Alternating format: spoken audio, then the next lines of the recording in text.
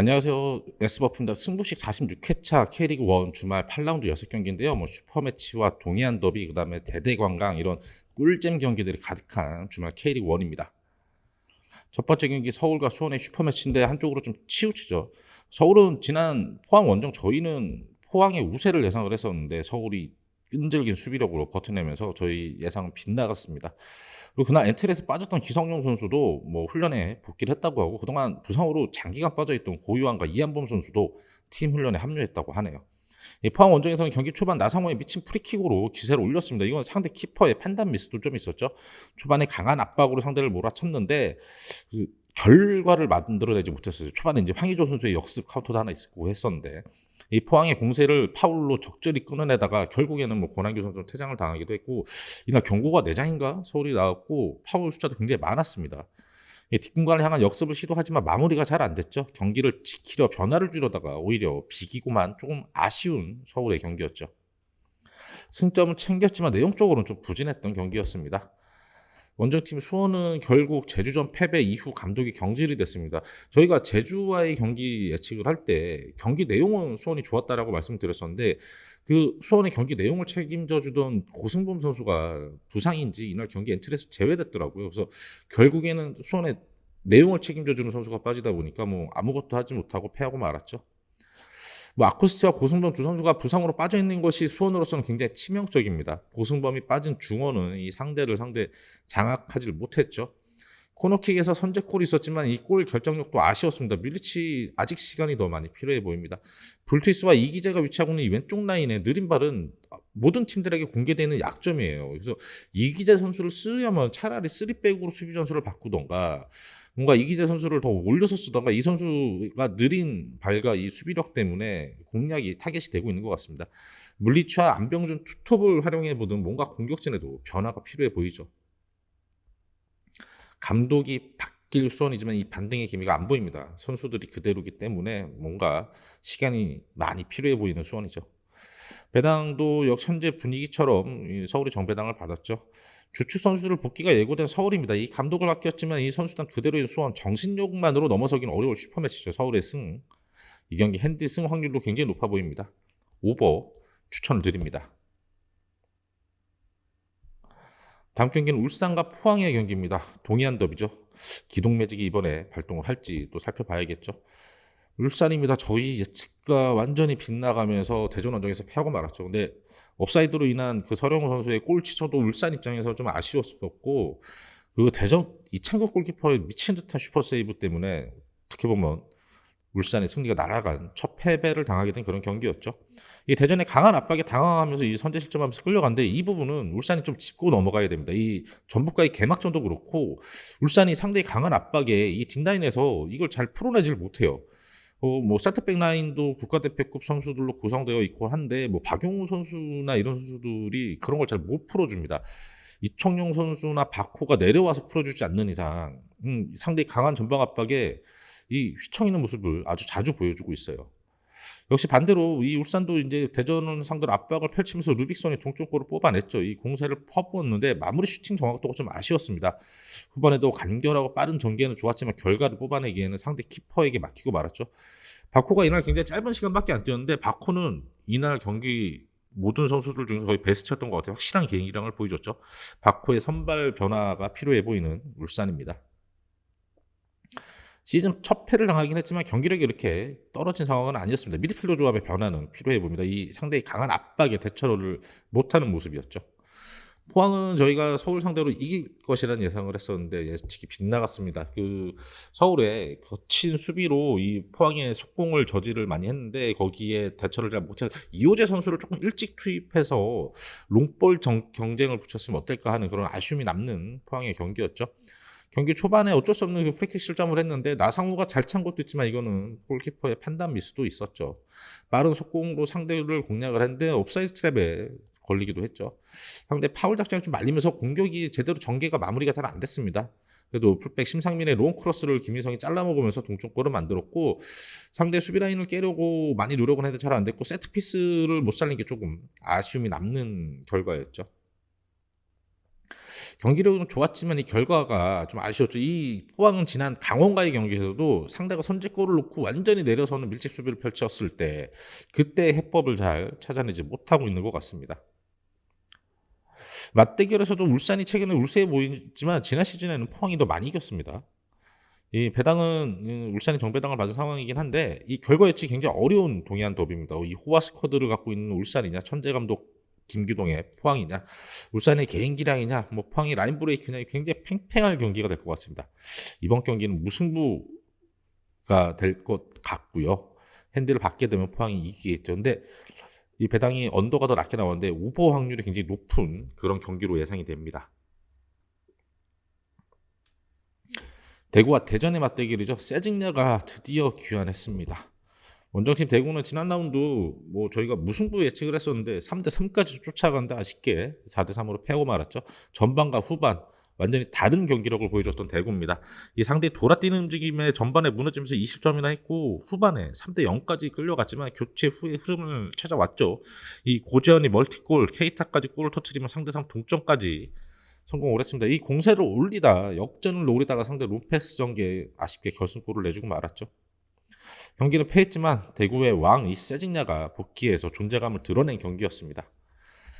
대전입니다. 지난 라운드 저희 예측과 다르게 강한 전방 압박, 뭐 안톤의 결장으로 뭐 수비 라인의 붕괴를 우려를 했지만 다 빗나갔습니다. 오히려 전방에서부터 강한 압박으로 상대를 밀어붙이면서 뭐 울산을 잡아내는 이변을 연출했죠. 그리고 이창근 골키퍼의 슈퍼 세이브가 정말 빛났던 대전의 경기였습니다. 결국 강한 압박으로 만들어낸 선제골이죠. 이진현 선수의 주세종이 복귀하면서 중원과 수비 조율 안정감이 확실히 생겼습니다. 이 상대 압박에 키퍼의 킥미스 등 불안감도 보이긴 했는데 이런 거 다 묻힐 정도로 이창근 선수 슈퍼 세이브가 너무 많이 나왔습니다. 전체적인 경기 내용은 상대에게 밀렸지만 많이 뛰고 압박력으로 버텨내면서 승리를 거뒀죠. 안톤 선수는 이번 경기까지 출전이 불가능합니다. 한 발 더 뛰는 집념과 강한 압박, 투박해도 승리를 거둔 그런 원동력이 되었죠. 배당은 대구가 정배당을 받은 상황인데 이 세징야가 돌아온 대구는 전혀 다른 팀입니다. 이 선수비 후 역습이 뭔지 제대로 보여줄 대구예요. 이 단 한 번의 탈압박으로 대전 수비를 무너뜨릴 수 있을 것입니다. 대구의 승. 이거 저희 잘못 표기를 했습니다. 핸디 무 오버, 핸디 무입니다. 핸디 무 오버 이렇게 추천을 드립니다. 다음 경기는 인천과 수원FC 경기인데 공격 축구냐 수비 축구냐가 판가름 날 경기죠. 인천은 저희 예상과 다르게 강원 원정에서 1대0 신승을 거두고 돌아왔습니다. 뭐 언더 예측은 저희가 적중을 하긴 했는데 인천이 잘했다기보다 강원이 너무 못해서 승리를 챙긴 경기였죠. 답답한 경기 내용이었는데 이 제르소의 측면 한 방으로 골을 뽑아냈고 상대의 거친 플레이에 밀리지 않고 잘 버텨냈던 인천이었습니다. 선제골 이후 이 수비적으로 안정감 있게 플레이를 했죠. 수비 쪽에 숫자를 많이 두면서 상대에게 공간 안 주려고 노력을 했습니다. 이 김대현이라든가 이 침투 좋은 선수들이 있으니까 후반 막판 에르난데스의 원맨 역습 추가골도 있었죠. 이 외국인 선수들의 역습의 힘은 확실히 갖고 있습니다. 이 수비적인 운영 후에 카운터 치는 전략도 인천에게는 꽤나 주요한 전략이 될 것 같아요. 원정팀 수원FC입니다. 폼이 올라온 라스는 그 누구도 막을 수가 없는 것 같습니다. 이 전북 상대로 혼자서 완벽한 속공 역습을 보여주면서 팀의 승리를 이끌었죠. 전북이 우세할 거란 저희의 예상을 완전히 빗나가 버렸습니다.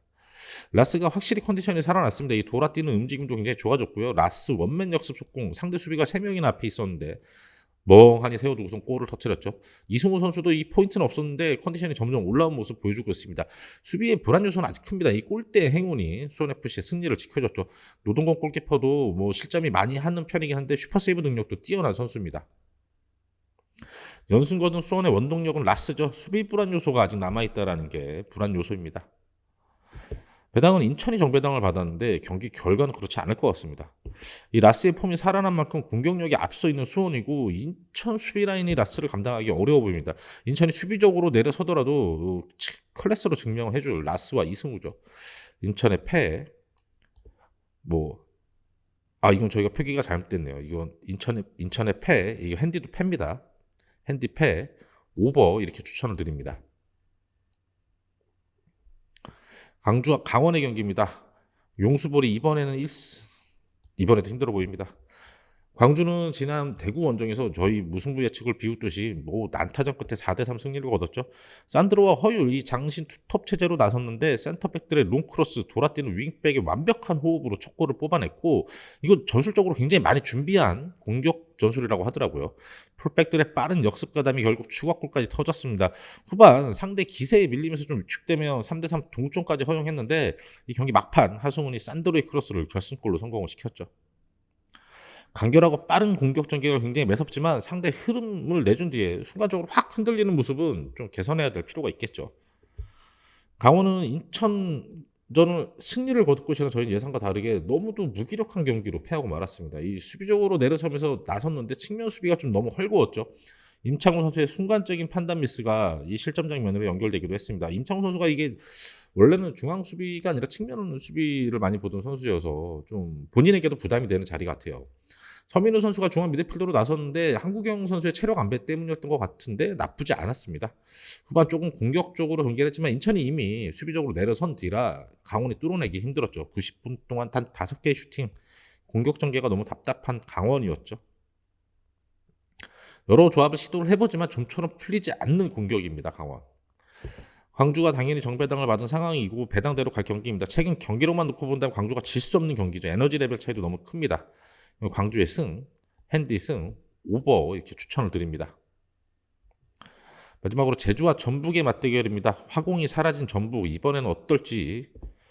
제주는 지난 원정 3연전을 치르고 이제 홈으로 돌아왔는데 저희가 수원 원정에서 고비를 맞이할 것이라고 예상했는데 부상자들이 복귀하면서 이겨냈습니다.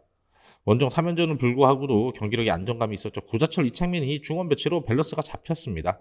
상당히 약한 골이 그 수원의 왼쪽 측면 그 이기재 뒷공간을 안현범이 단 한 번의 돌파로 동점골을 만들어냈고 문제는 혼전 상황의 헤딩골과 PK로 헤이스가 멀티골을 작성을 했습니다. 수비 밸런스에서는 좀 아쉬운 부분이 있는데 김동준 골키퍼가 지금 계속해서 선방수로 팀을 살려내고 있죠.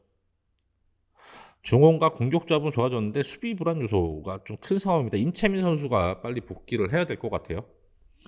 전북은 저희가 수원 원정에서 이겨낼 것이라는 예측과 다르게 또 부상자가 발생을 해서인지 결국 1대0으로 패하고 말았습니다.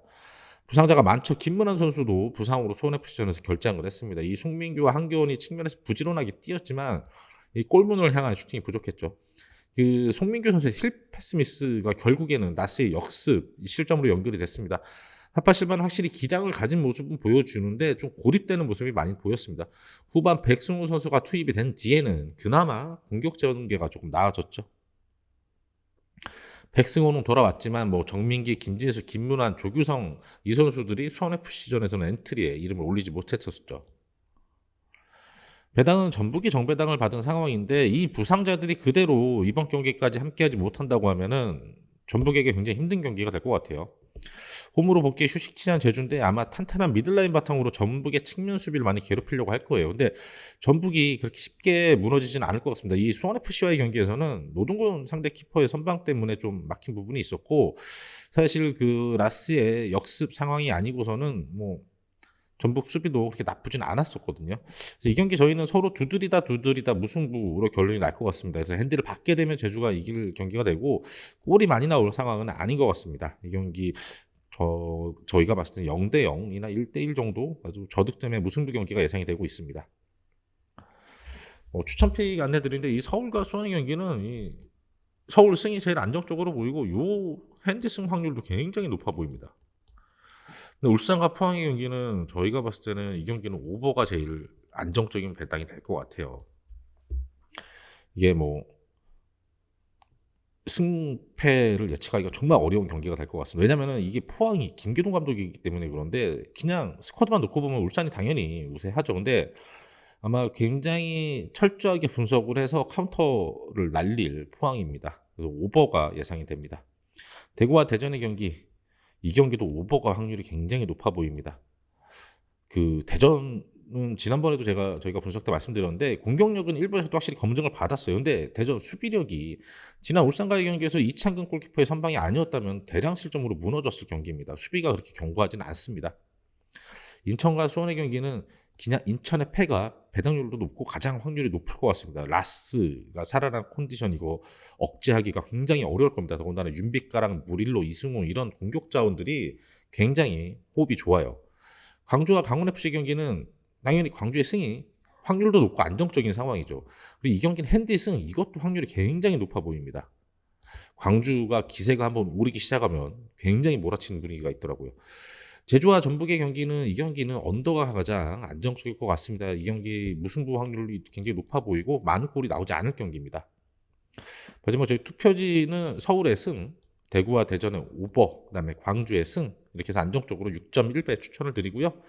저희는 K리그 1 분석 영상 여기서 마치도록 하겠고 다음 주에 또 새로운 분석 영상들로 인사드리도록 하겠습니다.